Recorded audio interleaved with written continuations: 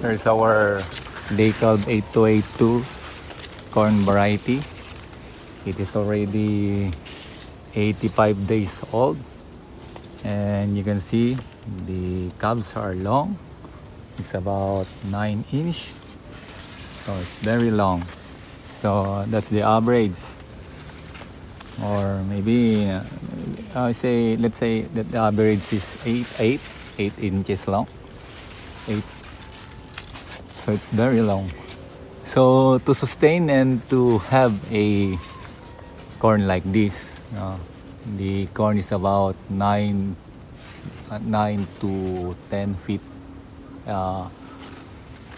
high, and you can see under our corn the leaves are already falling down, but above the cobs, the leaves are still healthy. So this is under the corn. So look how thick the stalks are of our corn. So this one shows that we can harvest 10 to 14 tons per hectare if the population of your corn is like this. The growth of this corn is very good, very nice. It responds to the application that we have applied here. So to those of you who are not yet aware or familiar with our guide, with our procedure in producing corn, let me tell you some of the things that we are doing here, and I hope that you will going to finish this video, because we will going to tell you everything about producing and raising this kind of corn. Hello, welcome to Tech Pop-Up, the Smart Learner channel. We educate intelligent farmers and provide effective solutions to your problems. Gumagamit po ba kayo ng maraming inorganic fertilizer? Acidic din po ba ang inyong lupain? Mabagal bang lumaki ang inyong mga halaman?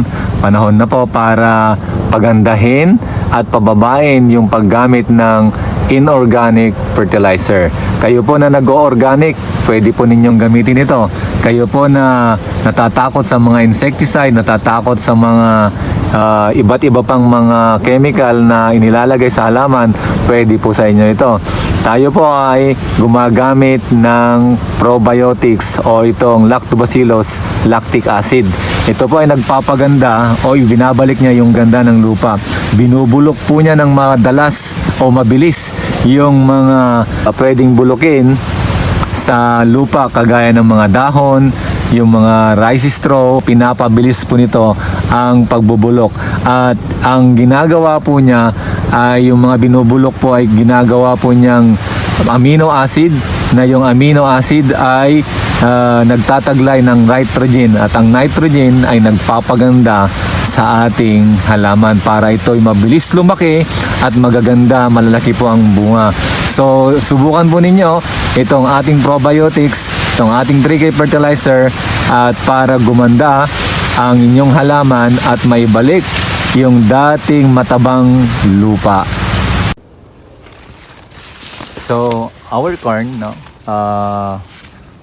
was planted last November 28, and immediately after planting we have already applied that fertilizer, that Viking blue. So applying it will help the corn grow faster. So that's why at an early stage, one day after planting, we already applied that fertilizer, so that when the corn will be germinated and it will be irrigated, there is already supply of fertilizer already in the soil, so that it will be absorbed by the plant.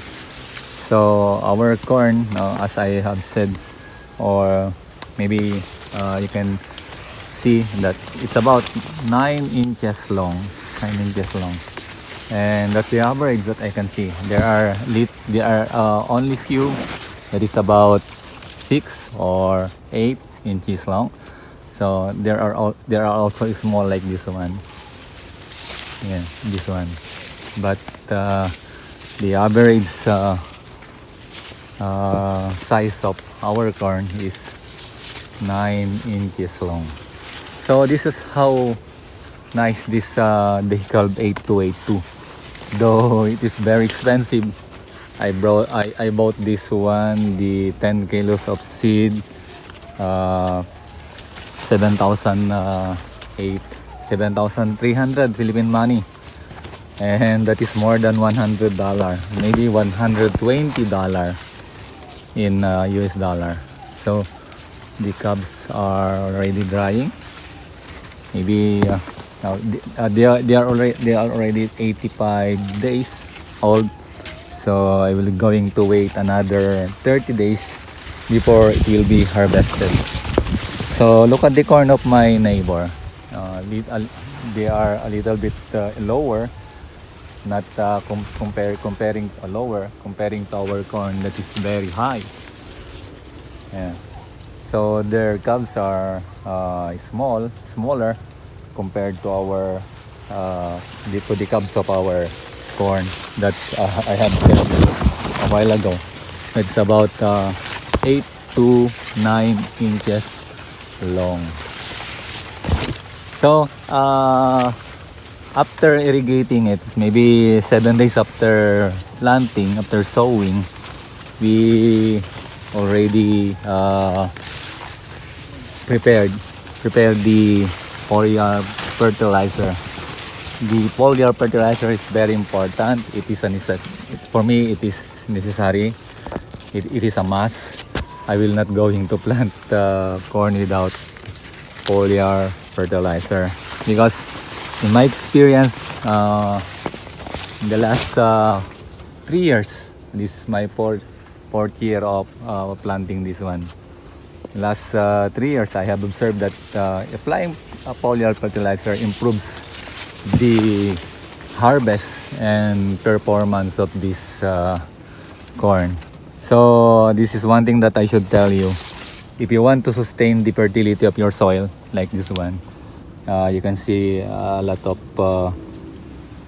cash of the worm here, because we have applied trickle fertilizer very frequent, so that the trickle fertilizer helps restore the fertility of the soil.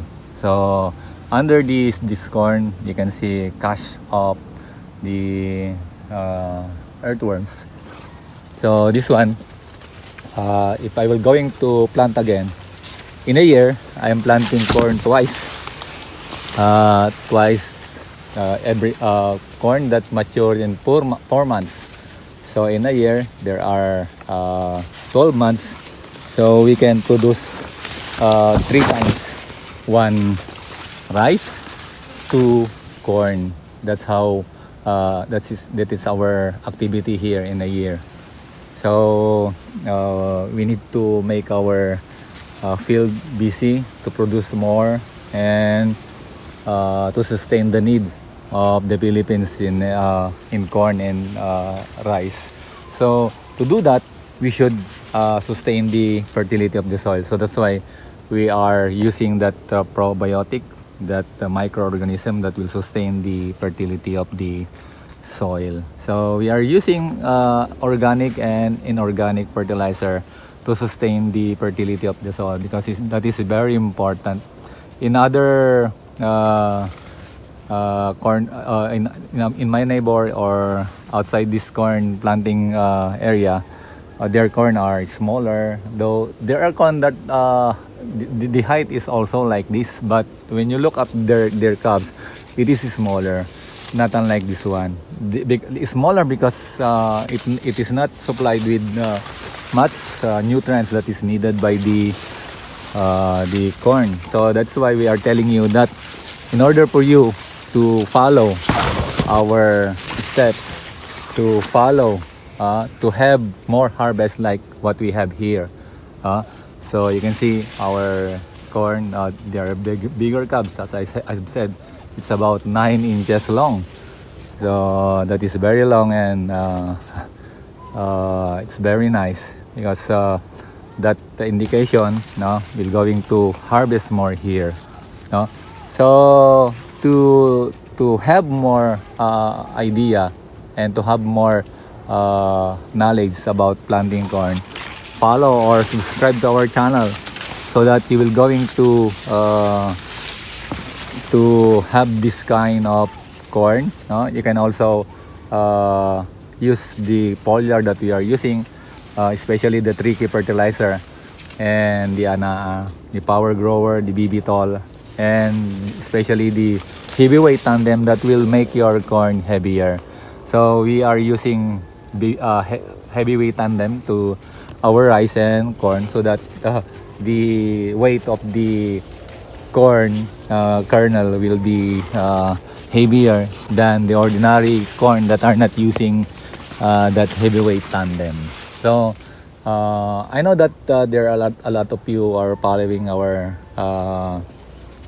channel, watching our video, but still afraid of using our foliar that we recommend because maybe you are afraid it is additional in expenses, additional in anything, everything, no. I know that some of you are hard up, farmers that are hard up, your finances are debt or they are borrowed from financial institution or your neighbor or your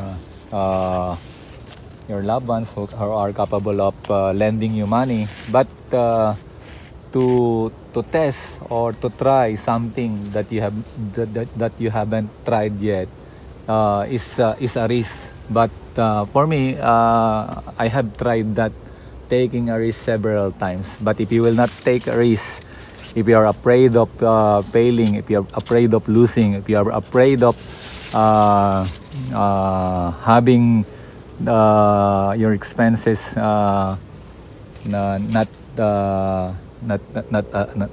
will not return, I know that it will hurt you.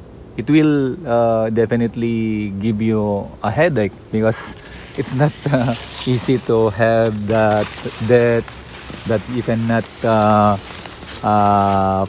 pay in due time as you have promised to your lender.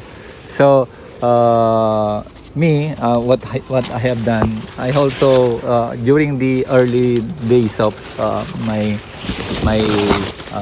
venture or of farming, I also borrow money. I borrow money. I frequently borrow money, but like you, maybe I often failed.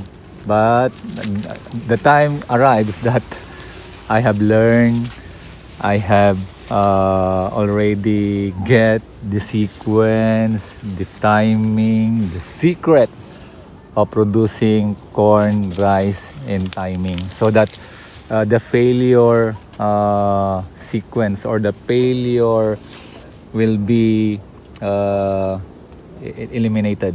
Or I failed. I sometimes I failed.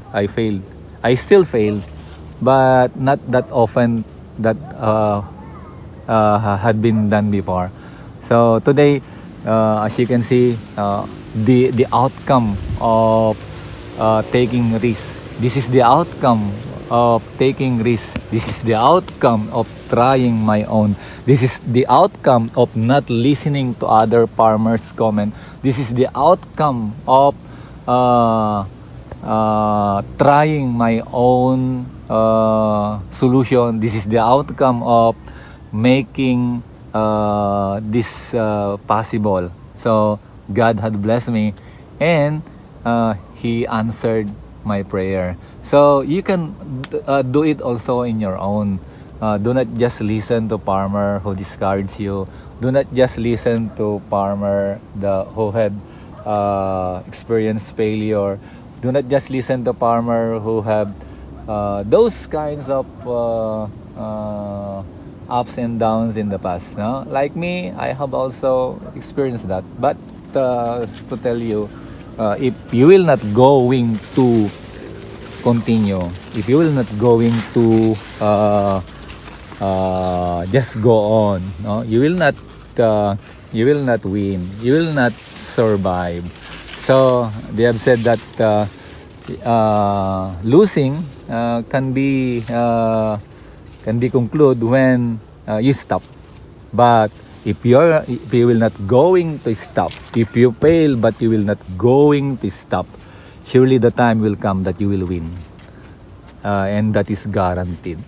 I have experienced that, so I can tell you it is guaranteed that if you will not stop, you will fail now, but winning is guaranteed in the future.